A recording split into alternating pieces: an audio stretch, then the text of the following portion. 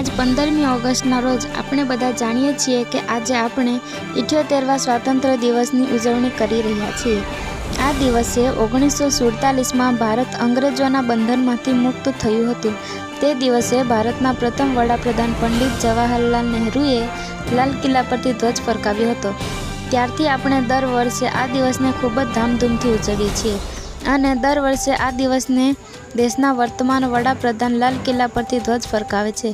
ત્યારે જતનના મુવાડા પ્રાથમિક શાળા અને મોટી નાદુકણ કુપડા પ્રાથમિક શાળામાં ઉજવવામાં આવ્યો, જેમાં જતનના મુવાડા પ્રાથમિક શાળામાં નિવૃત્ત શિક્ષક શ્રી સોમાભાઈ પટેલ દ્વારા ધ્વજ ફરકાવવામાં આવ્યો અને ગ્રુપ ગ્રામ પંચાયત મોટી નાદુકણ ઓફિસે શંકરભાઈ પટેલ દ્વારા ધ્વજ ફરકાવવામાં આવ્યો હતો।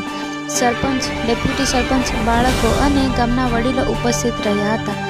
વડીલો શિક્ષકો દ્વારા ભાષણ આપવામાં આવ્યું હતું કે આઝાદીની લડતમાં આપણે ઘણા લોકો બલિદાન આપ્યું હતું।